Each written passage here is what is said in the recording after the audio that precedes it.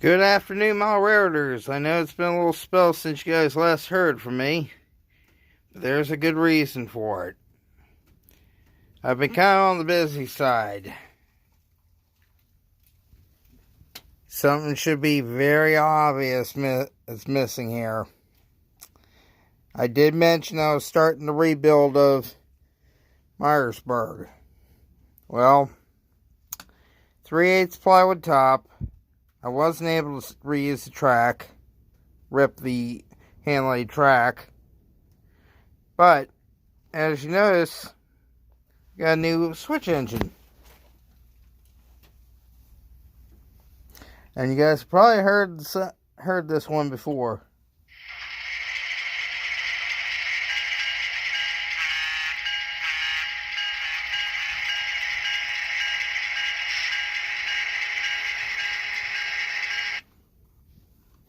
Still have a little bit dirty track, but it's because I haven't been able to get out here and run. But as it stands right now, from there to right there is the extent of my layout on main line right now. And in case everybody's wondering what the voltage of Digitrax is, right now it's at floating between 13.8 and 14.3. That's because I just got that transformer currently hooked up to it. Which, one thing I highly recommend that all of you guys take a little time and buy from are our amp meters. You can pick them up at Tony's Train Exchange. This one here I was fortunate enough to get with the banana jet plugs and alligator clip leads, as well as the side contacts, which, as you just saw me use to check track voltage. That only set me back $40. This engine and the duplex I got were in exchange for money that was currently owed to me. But several of you have been inquiring about 3D printed buildings. Well, to give you an idea of some of the stuff I've been printing. This is a tower, Pennsylvania Railroad tower. You can 3D print teleportals, track cleaning cars, control panel boxes, and yes, it does cover both sizes of the toggles. But that one there I still have to get back to. As well as something any of you guys who have laid Pico Flex Track know how infamously pain in the butt stiff it is. This is a 19-inch radius piece, well, a jig for pre-bending the track. I use Atlas, so I don't have to deal with that. And by the way, there is two different sizes, several different variants of the Pennsylvania Railroad towers, as you can see. And I got the files to print both. But I've also been printing bridge abutments, which, as you can see in the background there. This one here is really not showing up in detail too well, but I got another one here that really shows up. And for those who have little kids who you want to get them involved in N-Scale, this is actually a 3D printed track system, which does include switches and curves. But I've got all sorts of little goodies. Case in point, little sheds like this. This is a 16-foot by 16-foot shed. As well as all sorts of little goodies I've been getting from stripping out. This is a 110 power volt indicator light, which will be getting tied into this shortly. And yes, I still have to print 3D print a case for it. It's on the to-do list, guys. Another thing I've also found.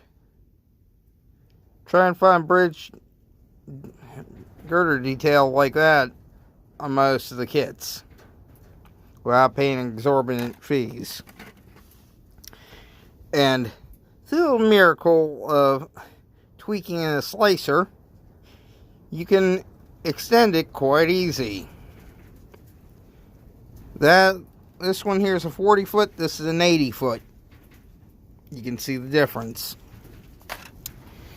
And in case you're wondering, I've been working on doing some sound installs for a guy, and unfortunately I am going to give you guys a word of warning.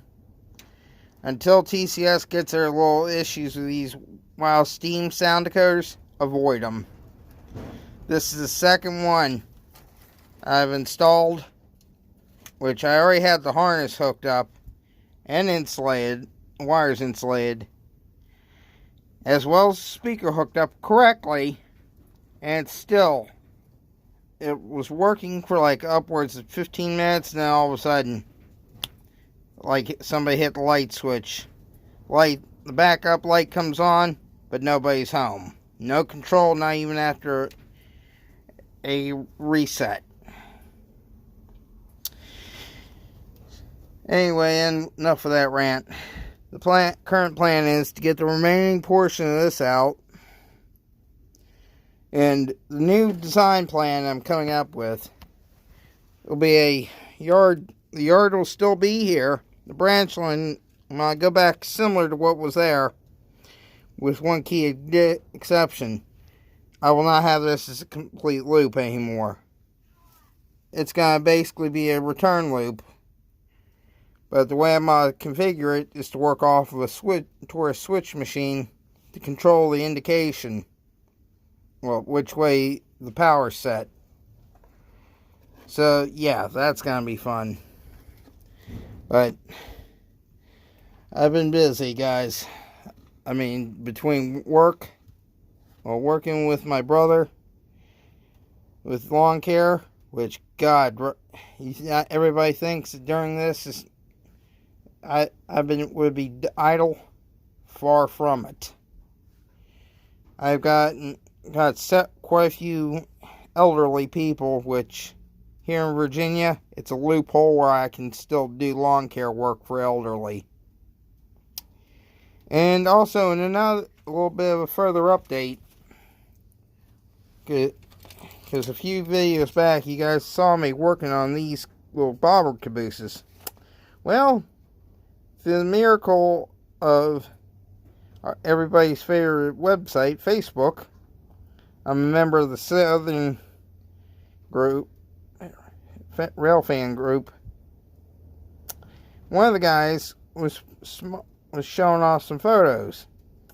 The only thing I'd have to do to convert this to a Southern caboose is that center window right below the cupola. I'd have to block it out. Same thing on this side. Then repainted, re-lettered Southern X, and it was in the 100 and under class number range, which works out perfectly because I got two of them. But the new track configuration is similar to the old one. The main comes to the outside, which is right here, is the main line. Then you have a track comes in for the arrival departure, right here. Then you have the branch line main coming in for after the train's built, or for the branch line, you also have the additional option of having this track as a build track. Next track over, which these will be the two arrival tracks coming back from the mines. Because as it stands, pardon this, the way things are set up, I got a switch there. It'll come in, and at this point here, you can either choose to go into the arrival tracks which will be the default route, or over here onto the other arrival track, which will be for outbound coal loads.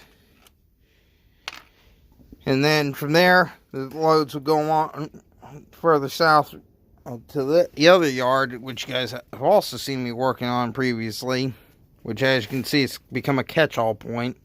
And there's also another one of my 3D printed buildings. Yes, it is a clone of a DPM kit.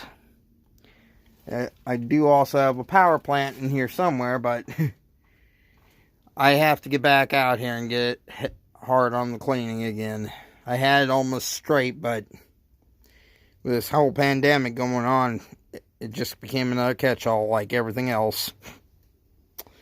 Which, to give you guys a heads up, down here in Virginia, we're locked down until at least June 10th. Although, with what's planned on Monday, which, guys, please pray for Virginia, there's going to be a protest like what's going on in Michigan right now on Monday. I'm just giving you guys a heads up. I'm not partaking in it. I just want this whole nightmare over and behind us. Because as of earlier today, they announced that you have the same chances of dying from the showstopper as you do with the flu. And with that being said, I'm dropping that. But this is what I've been up to, guys. Just been grinding. And I do mean grinding. In fact, tomorrow I gotta go finish up a deck. And I also have to get one more decoder installed. But, Murphy, can you do me a favor and stop showing up? Anyway, my railroaders, this is Southern 207 out. And please keep the 6 foot distance. But honestly, couple it. And do us all a favor. Go outside and exercise. It's actually the best thing you could do right now. Anyway, hopefully, if everything settles down here in the next few months, we can probably come up with a new venue to meet at. To do Sparky's event. Even if it's a local ones. I'm up about 30 minutes north of the North Carolina border. If somebody wants to come up and down here to meet me, hit me up at southern207@yahoo.com. Anyway, as Chuck Baker says, I'm now rambling, guys. Have a good one.